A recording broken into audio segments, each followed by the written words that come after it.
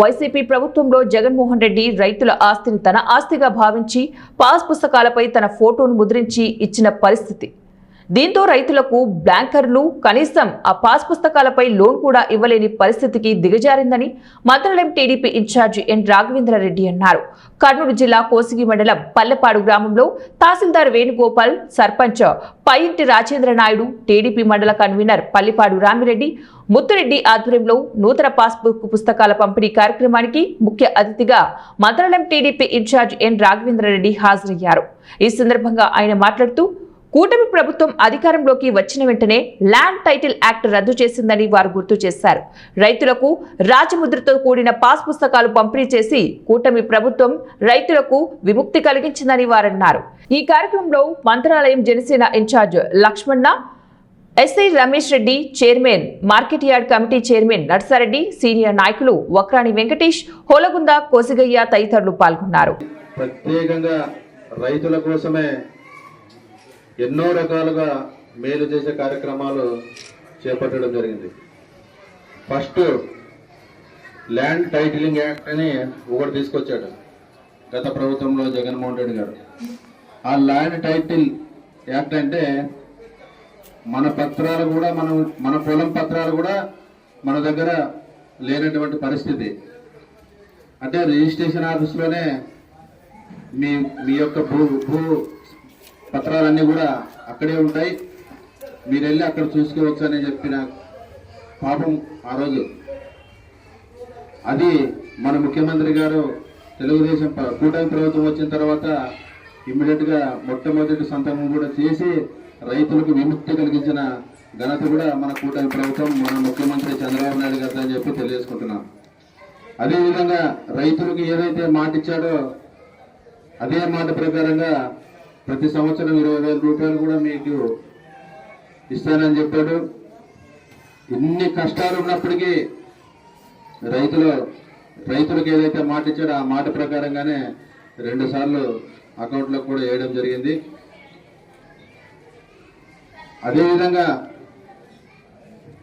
ఈ పాస్బుక్లు అయితే వాళ్ళ సొంత ఆస్తుల మాదిరిగా మన ముఖ్యమంత్రి 4 సార్లు ముఖ్యమంత్రి అయినాడు. అట్లా అనుకుంటే ఏ గవర్నమెంట్ పథకాల మీద మన రైతుల ఆస్తుల మీద ఆయన ఎన్ని ఫోటోలు వేసుకోవచ్చు. కానీ ఒకసారి ఆయన ముఖ్యమంత్రి రైతులనే కాదు రాష్ట్రాన్ని నాశనం చేయగలిగాడు. మనం అందరూ గమనించుకోవాలా. ఈరోజు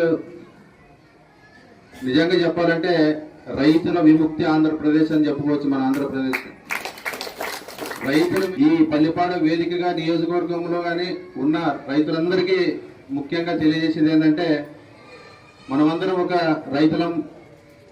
పక్క పొలాల్లో కొన్ని పొరపాట్లు జరిగినాయి గత రీసర్వే వల్ల. మనమందరూ కూడా అన్నదమ్ముల మాదిరిగా ఉండి ఆ రైతులు ఎవరైతే పక్కన పొలాన్ని ఎక్కించుకునేటారో వాళ్ళందరూ కూడా గత ప్రభుత్వంలో జరిగినటువంటి పొరపాట్లని సరిదిద్దుకోవడానికి ఒకరికి ఒకరు అనుకూలంగా ముందుకు పోవాల్సిన బాధ్యత మన రైతులపై ఉంది. మనం చిన్న దానికోసం గొడవలు పడటం, మనం ఈరోజు ఉంటాము రేపోతాము, దానికోసం మన పిల్లలకు కూడా గలాట్లు పెట్టుకోవాల్సిన పరిస్థితి ఏర్పడుతుంది. కాబట్టి మనం దాన్ని గమనించి రైతులందరూ కూడా ఒకరికి ఒకరు అర్థం చేసుకొని ఆ చిన్న పొరపాట్లను కూడా సర్దుబాటు చేసుకొని రెవెన్యూ రికార్డుల్లో కూడా మన రికార్డులో ఏదైతే మనం కొని ఉంటామో ఆ రికార్డుల ప్రకారంగానే తహసీల్దార్ దగ్గరికి పోయి సరి చేసుకోవాల్సిన అవసరం ఉందని చెప్పి తెలియజేసుకుంటున్నా.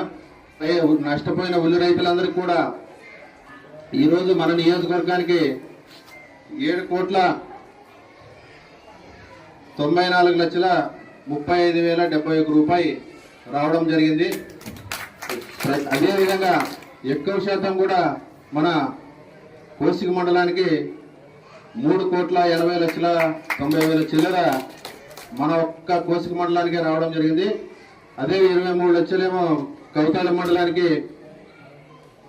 మంత్రాలయంకేమో 47 లక్షలు రావడం జరిగింది. పెద్దగడూరుకేమో 1,57,00,000 రూపాయలు కూడా రావడం జరిగిందని చెప్పి తెలియజేసుకుంటున్నా. అంటే రైతులను గుర్తించిన ప్రభుత్వం మన ముఖ్యమంత్రి చంద్రబాబు నాయుడు గారు అని చెప్పి తెలియజేసుకుంటున్నా. ఈరోజు పరిస్థితిని గమనించి